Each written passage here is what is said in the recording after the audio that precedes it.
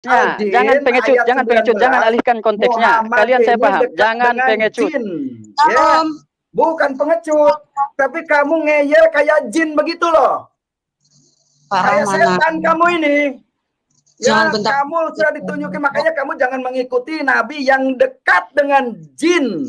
Jin tidak membunuh anak sulung. Jin tidak membunuh anak sulung pakai C. Enggak, tetapi di situ tadi tertulis ditanya Tuhan oleh membunuh saya, anak sulung. Nah, yang dekat dengan Allah. Jangan Pak Yusuf, kalau saya menjelaskan, jangan alihkan konteks. Jangan alihkan konteks. Nah, begitu. Tidak bisa begitu, tidak bisa begitu. Celup dulu.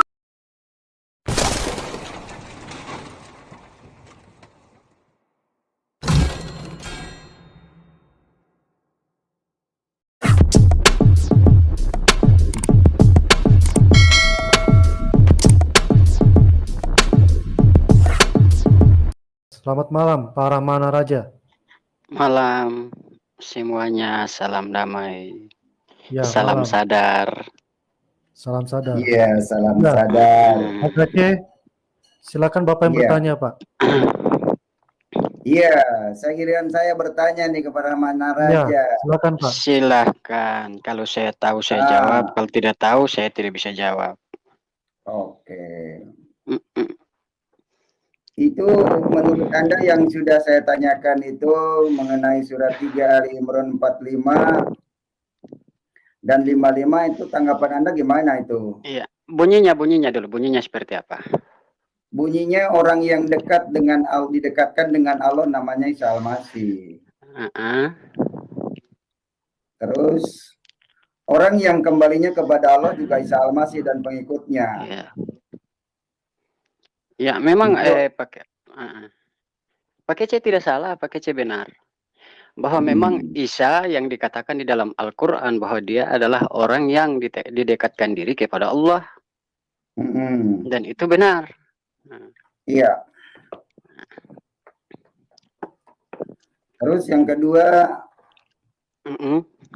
Muhammad dekat dengan jin juga dibenarkan ya? Iya, karena ada ayatnya. Nah sekarang saya tanya lagi yang ketiga, para kesimpulannya, para Mana Raja mau ikut yang dekat dengan Allah apa yang dekat dengan jin? Saya ikut Nabi Muhammad Sallallahu Alaihi Wasallam. Berarti mengikuti yang dekat dengan jin ya? Oke, nggak apa-apa. Karena begini, Nabi Muhammad Sallallahu Alaihi Wasallam dia dekat dengan semua makhluk yang diciptakan Allah. Tapi dengan saya nggak deket kok, sekarang jadi jauh dia. Takut soalnya. Karena begini, Pak Kece sudah menjauh, tetapi sebetulnya dia masih dekat dengan Pak Om Kece. Sebab kalau dia tidak dekat, ya Om Kece tidak mungkin menggunakan nama Muhammad Kece. Iya, kan namanya saya pakai karena saya tahu arti nama Muhammad itu adalah panggilan untuk orang laki-laki. Nama Muhammad itu nama terpuji. Ya jelas ya. Jadi kalau memang karena itu nama laki, karena saya orang laki-laki, maka saya wajar kalau punya nama Muhammad. Cuman kalau Muhammad bin Abdullah itu tidak ada ayatnya dia bisa menyelamatkan umat dan dia dekatnya dengan jin. Sementara tempatnya jin itu di neraka sebagaimana dikatakan surat 7 Al-A'raf ayat 179. Jadi kira-kira menurut Pak Kece, seburuk apakah Islam di mata Pak Kece? Saya pada malam ini dengarkan para penonton, saya tidak berbicara tentang Islam, cuma Pak Rahman Ahmad Raja menyebut seburuk apa Islam. Saya tidak mengatakan Islam itu buruk. Cuma saya mengatakan bahwa Muhammad itu dekat dengan jin. Iya, betul sekali. Saya tidak menyebut Islam ya. Ingat, saya tidak menyebut Islam. Saya tidak memburukan Islam. Tapi saya mengatakan bahwa Nabi yang paling dekat dengan jin adalah Muhammad. Nah, nanti para penonton silakan memilih mau mengikuti yang dekat dengan jin atau yang mau mengikuti yang dekat dengan Allah. Pilihan ada pada Anda. Begitu aja. Jadi begini Pak Kece, kira-kira menurut Pak Kece, jin ini pengaruhnya apa saja sehingga kaum Kristen sebagai Pak Kaceh atau saudara-saudara saya yang beragama Kristen selalu mengutip tentang jin. Sebetulnya keburukan jin ini apa sih?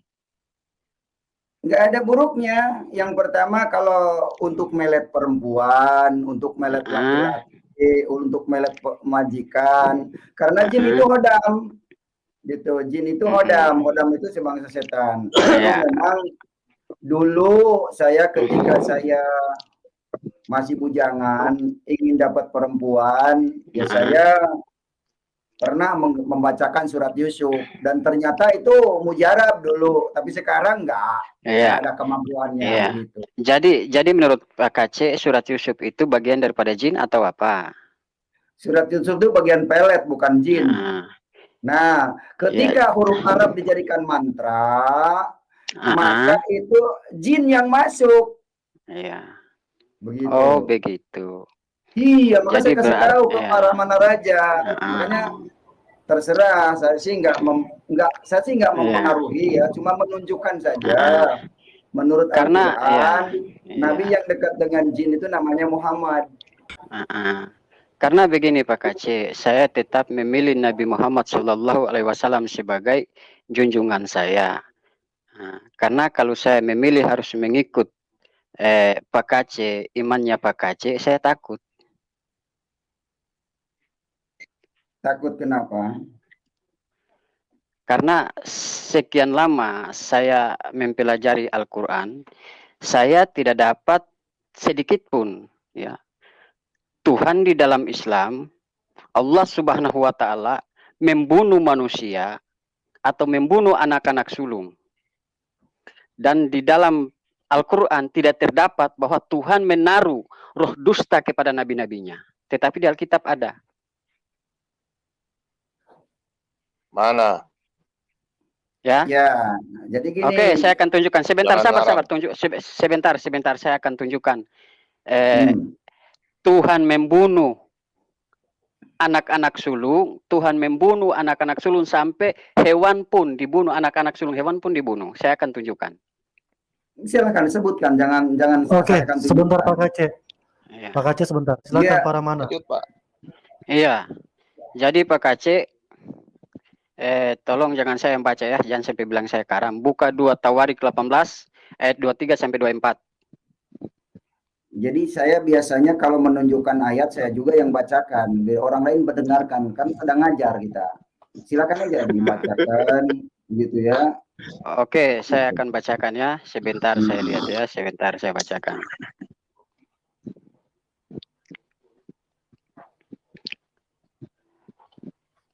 Dua Tawarik berapa? Masih ya.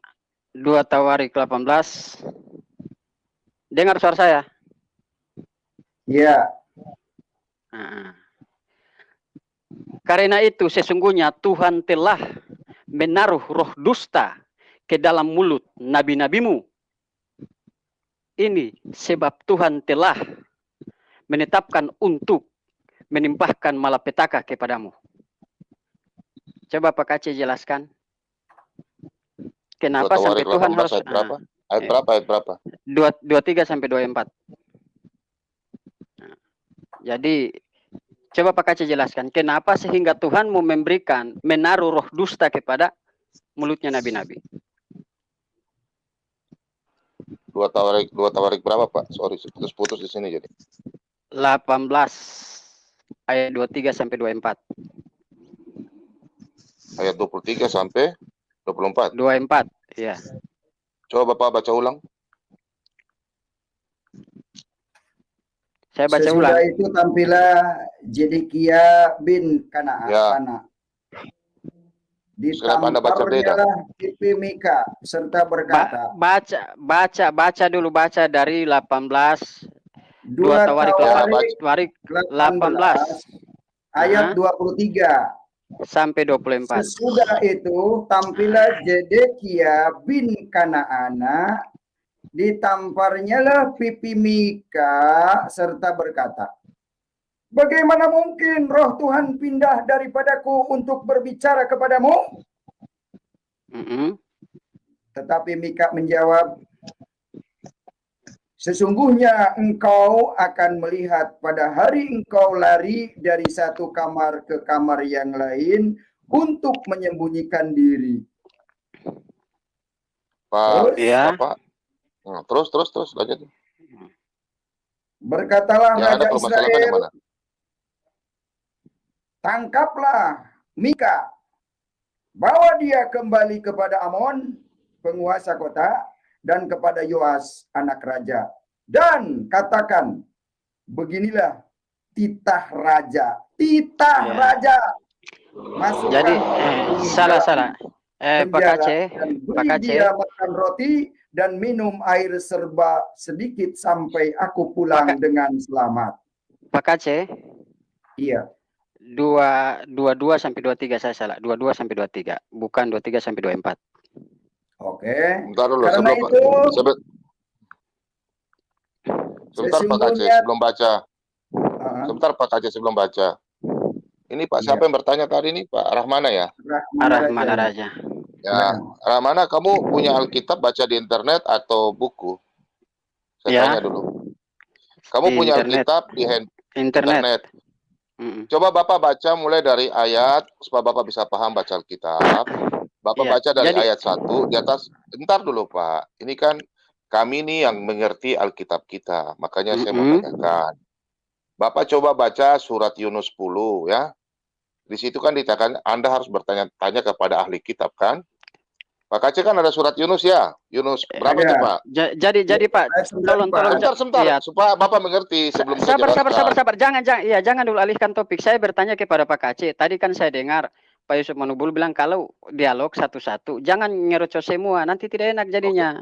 Oke, saya sudah Pak Aceh dulu baru Anda. Iya, ya. Karena Anda juga nanti karena Anda sudah meluangkan saya bahwa Anda mengatakan yang surat Yunus apabila saya masih ragu-ragu saya akan bertanya kepada Anda, maka saya akan bertanya dengan suatu poin lagi gitu. Makanya, karena Anda yang membuka luang untuk saya bertanya. Jadi coba Pak Aceh baca dari 2 Tawarik 18 ayat 22 sampai 23. Ya Pak Aceh lanjut dulu Pak Aceh, saya tanya dia. Iya. 2 Tawarik 18 ayat berapa tadi? 18. 22. Ayat 22. Ya, 2 Tawarik 18. 2 Tawarik 18. Karena itu sesungguhnya Tuhan telah menaruh roh dusta ke dalam mulut nabi-nabimu ini.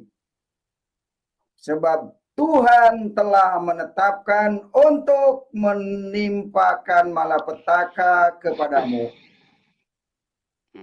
Sesudah itu tampillah Zedekia bin Kanaan, ditamparnyalah pipi Mika.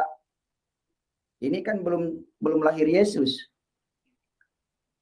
Jadi bukan perkataan Yesus. Terus jadi siapa yang berfirman itu? Raja. Kan di sini ceritanya raja. Bisa saya bantu? Oke, tetapi di situ kan disebut Tuhan. Anda ngawur Pak. Baca baik-baik ayatnya Pak. Bisa saya bantu jawab? Jadi begini Pak Rahmana Raja, di ayat itu bukan seorang nabi ini didustakan oleh misalnya saya nabi, terus kamu yang ngomong. Jangan berasumsi. Itu makna dari ayat itu Pak Rahmana. Karena itu belajar Alkitab itu belajar dengan baik. Jadi begini makna begininya Pak Raja.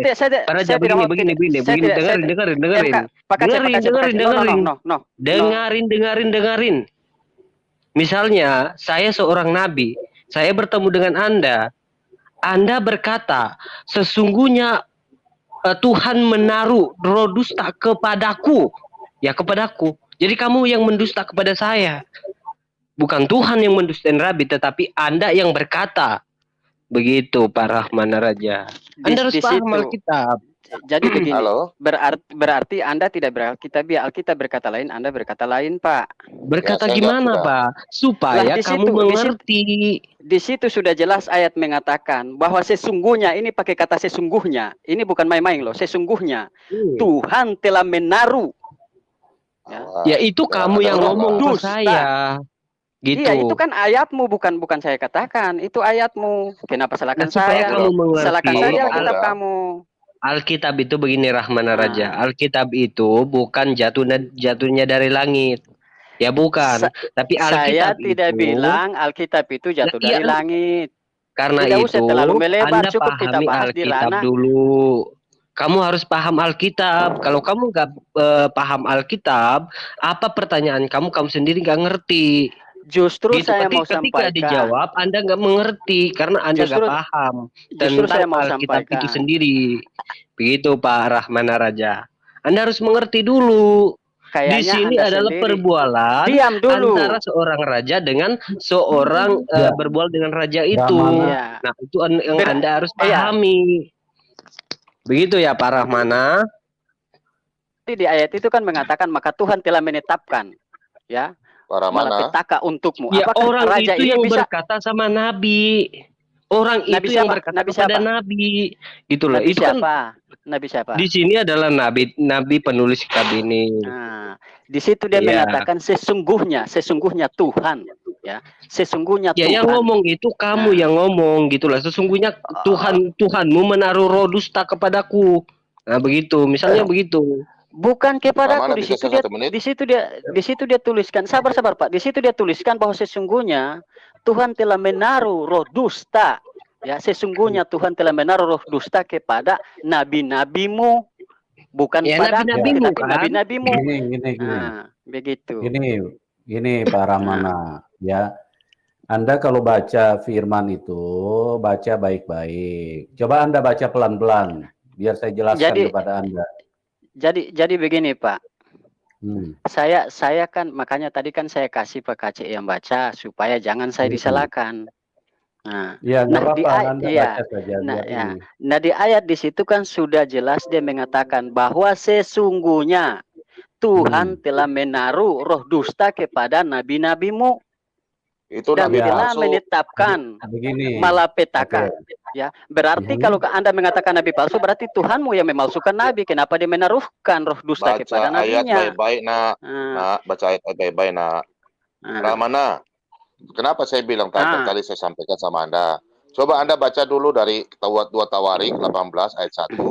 Coba kamu baca. Kenapa saya bilang Anda baca di Alkitab mana? Di internet atau di handphone atau di mana? Nah, jadi begini. Ntar dulu, supaya Anda bisa jelas. Kita kan mencari kebenaran. Iya. Jadi jangan Anda, kalau kita sudah minta maaf, kalau kita sudah orang yang nggak tahu, bertanyalah sama orang yang tahu, mendengar. Kalau tidak mendengar, berarti terserah Anda. Dengar ya. Oke, lanjut. 2 Tawarik 18. Nah, 2 Tawarik ayat 18. Anda harus baca dari perikop. Di setiap Alkitab itu ada perikopnya, Pak. Contoh, ini ayat satunya, Ahab memerangi Ramot Gilead. Nabi Tuhan berhadapan dengan nabi-nabi palsu. Jadi Anda harus tahu, Nabi Tuhan, Allah Israel, Nabi Allah Israel berhadapan dengan nabi-nabi palsu.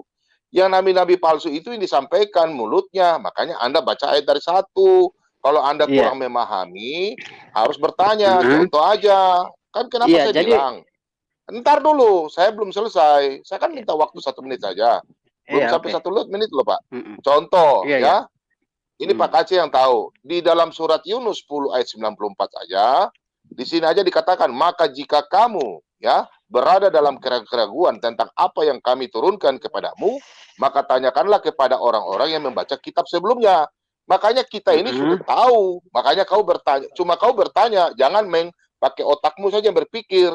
Baca Alkitab itu dari awal sampai akhir, 1 ayat. Jangan dibaca setengah-setengah. Pak Kacil, lanjut Pak Yusuf, lanjut. Oke, jadi begini. Sabar.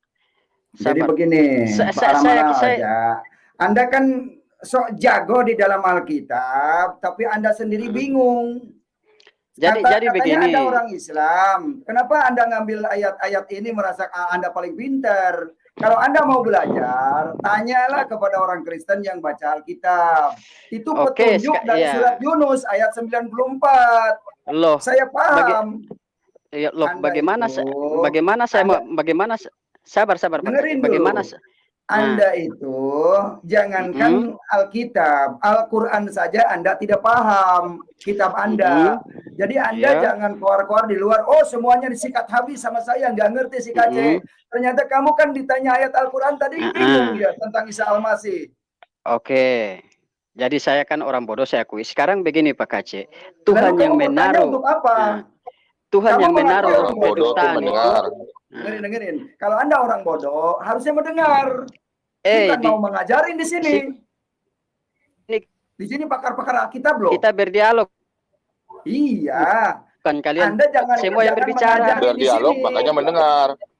Kalau Anda berdialog tuh mendengar, giliran orang menerangkan kamu diam. Nah, izinkan saya juga berbicara. Ya jangan dulu kalau saya belum selesai. Nanti saya kasih kesempatan. Nanti kamu Iya. kasih kesempatan. Saya Tetapi akan ini, menyampaikan silakan. satu ide, dua ide yang kamu harus simpulkan gitu loh. Oke, silakan. Jadi kamu ini mengalihkan tugas ke Anda, Alkitab. Kamu mengalihkan perkataan ini ke Alkitab. Saya tahu kamu tidak memahami Al-Quran. Jelas. Tadi disuruh menjelaskan tentang Isa Al-Masih, kamu bingung. Jadi begini Pak Kace, tidak usah banyak ngerocos, jelaskan saja apa yang saya tanyakan. Jangan terlalu mutar sana mutar sini.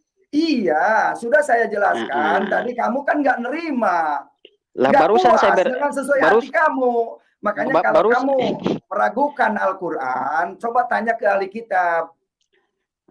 Jadi begini, saya untuk apa saya mau bertanya Al-Quran kepada kaum kafir? Nah ini Anda gimana Pak? Kafirnya di mana Pak? Sekarang begini saya tanya, dasarnya saya kafir apa? Punya bukti nggak kamu? Ya. Dasarnya memang Anda saya kafir apa? Ayo. Begitu. Dasar ya karena memang Anda bukan seakidah dengan saya, makanya saya katakan Anda kafir. Di mana ayatnya di Al-Quran bahwa orang Kristen kafir? Kamu ini pelecehan bisa dilaporkan ini. Undang-undang IT loh. Jadi begini, kafirlah orang-orang itu yang mempertuhankan Isa putra Maryam. Lah kalian kan mempertuhankan Isa putra Maryam. Isa bukan Yesus. Isa bukan Yesus. Saya kan tidak mempertuhankan Isa putra Maryam. Yesus. Ya kalau begitu tidak perlu Anda koreksi lagi di dalam Al-Quran. Karena itu menurut kalian salah. Lantas kenapa tadi Bapak yang satu ini menjawab dengan surat Yunus, Anda menjawab dengan surat Yunus, sedangkan menurut pandangan kalian bahwa Al-Quran tidaklah benar bagi kalian. Para mana sebentar. Ya, di sini maka berdiskusi sebentar. Di sini berdiskusi. Anda kalau dijawab, Anda tidak perlu memberi kesimpulan, apalagi terhadap kitab orang lain, ya, yang Anda tidak yakini.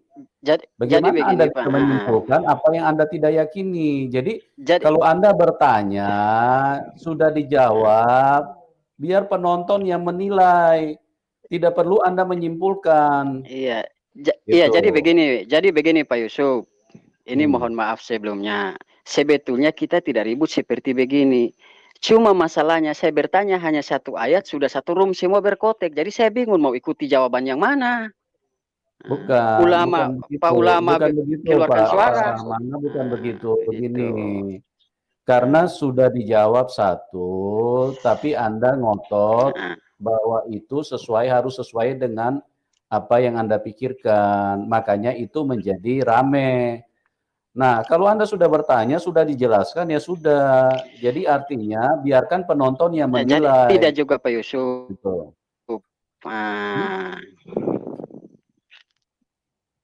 Ya, jadi begini, saya mau bertanya sampai saya benar-benar paham. Iya, sudah dijelaskan. Karena begini, karena di ayat yang saya tanyakan tadi, Tuhan menaruh kedustaan. Tuhan itu Tuhan siapa di dalam Alkitab itu sendiri? Nabi palsu. Ya, jadi tadi sudah dijelaskan sama Pak Bom juga. Karena di situ. Makanya dengar dulu kalau dijelaskan supaya Anda tuh bisa jelas. Jadi di situ sudah dijelaskan tadi bahwa itu antara ada nabi-nabi Tuhan dengan nabi-nabi palsu.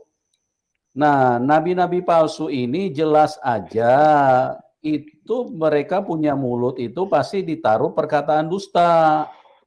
Begitu Pak Rahmana. Bukan Tuhan yang benar. Tuhan yang benar itu tidak pernah menaruh perkataan dusta. Begitu. Tapi pembunuh. Tapi pembunuh. Tidak pembunuh. Bagaimana Anda bisa bilang pembunuh? Kalau Anda mengatakan Tuhan yang benar bukan pembunuh, saya akan kasih ayatnya. Coba kasih ayatnya. Dengar suara saya? Dengar, Kamu sudah silakan. jelas. Nah, oke. Ya, Keluaran 12 ayat 29.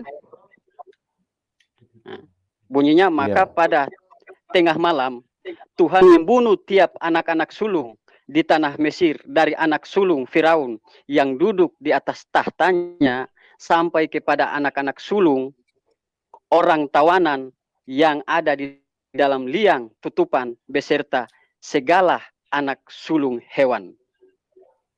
Itu yang membunuh siapa? Sudah? Tuhan bukan? Ya. Enggak, pertanyaannya sudah belum?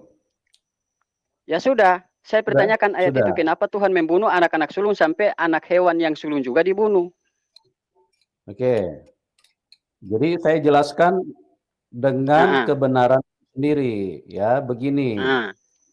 Mesir itu adalah lambang daripada iblis. Itu bukan berbicara Tuhan membunuh manusia, karena dari awal Tuhan itu tidak pernah membunuh manusia. Berarti konteks itu bukan Tuhan yang membunuh ya? Loh bukan, Tuhan tidak pernah membunuh. Berarti rubah perkataan Alkitab. Kenapa di situ dia mengatakan? Tidak perlu dirubah, tidak perlu dirubah. Anda punya begini. Anda punya pikiran saja yang dirubah. Kalau Anda mau ketemu dengan kebenaran, pikiranmu itu begini, dengar dulu ya. Pikiranmu itu harus rendah hati supaya Anda bisa mengalami Tuhan. Tapi kalau Anda ngotot bahwa pikiran Anda yang benar, berarti Anda menyamai Tuhan. Seolah-olah Anda dengan Tuhan itu saingan. No, tidak. Saya tidak begitu. Tetapi begini Pak Yusuf, ya. Anda menjawab dengan Alkitab. Saya bertanya, ini kan ada dasarnya, ya. Konteks di situ waktu Firaun, ya, Firaun tidak mau menerima kebenaran yang disampaikan oleh Musa. Ya. Maka kematian anak-anak sulung itu kan Tuhan yang membunuhnya. Konteks di situ di ayat itu menuliskan bahwa pada tengah malam itu Tuhan membunuh anak-anak sulung. Terus mau rubah seperti apa? Makanya saya katakan. Iya, jadi konteks apabila dia katakan Tuhan, jangan Anda rubah sebagai itu karena apa namanya? Mesir itu lambang iblis. Iblis tidak membunuh anak sulung, tetapi di situ dia tuliskan bahwa Tuhan yang membunuh anak-anak sulung. Anda ini bagaimana sih? Bukan, begini loh, begini Pak Ramana, dengar baik-baik. Ya, iblis itu adalah lambang, Mesir itu adalah lambang daripada kerajaan kegelapan. Makanya pada waktu itu karena iblis berusaha untuk memusnahkan umat Tuhan, Tuhan akhirnya mengacungkan tangannya untuk menghabisi kekuatan si jahat. Gitu. Itu pengertian daripada kebenaran itu sendiri. No. Di situ Tuhan tidak mengacungkan tangan. Mengacungkan tangan itu ada di ayat lain. Saya tahu. Tetapi di situ dia menuliskan bahwa pada tengah malam itu Tuhan membunuh anak-anak sulung. Anak sulungnya Firaun yang duduk di tahtanya, anak sulung tawanan, anak sulung yang tersembunyi dan segala rupa macam, sampai anak sulungnya hewan. Di situ konteksnya Tuhan membunuh. Saya sudah jelaskan. Iya, tetapi begini. Anda bertanya, ya, Anda bertanya. Saya jawab berdasarkan kebenaran. Kalau Anda mau memaksakan bahwa pikiranmu itu adalah kebenaran, ini yang membuat Anda makin tersesat. Jadi begini Pak Yusuf, kalau Anda berdasarkan kebenaran, maka Anda harus mengakui ayat tersebut, karena ayat itu berbicara tentang kebenaran. Kenapa Anda palingkan dari kebenaran yang sudah tertulis dalam Alkitab itu? Tidak ada yang palingkan. Tidak ada yang palingkan. Anda kan Alkitab itu sendiri. Pak Yusuf bisa buka, Kak? Begini. Gitu. Makanya jangan mengikuti jin ya, jangan mengikuti nabi yang dekat dengan jin. Makanya anak buahnya mau ngeyel seperti ini. Jangan dulu alihkan konteksnya. Surat 72. Jangan dulu alihkan konteksnya. Jangan pengecut, jangan alihkan konteksnya. Kalian saya paham. Jangan pengecut. Ya, bukan pengecut, tapi kamu ngeyel kayak jin begitu loh. Kayak setan kamu ini. Ya, kamu sudah ditunjukin, makanya kamu jangan mengikuti nabi yang dekat dengan jin. Jin tidak membunuh anak sulung. Jin tidak membunuh anak sulung pakai C. Tetapi di situ tertulis Tuhan membunuh anak-anak sulung. Nah, yang dekat dengan Allah. Oke. Pak Yusuf, kalau saya menjelaskan, jangan alihkan konteks. Jangan alihkan konteks. Nah, Gini. begitu. Tidak bisa begitu, tidak bisa begitu.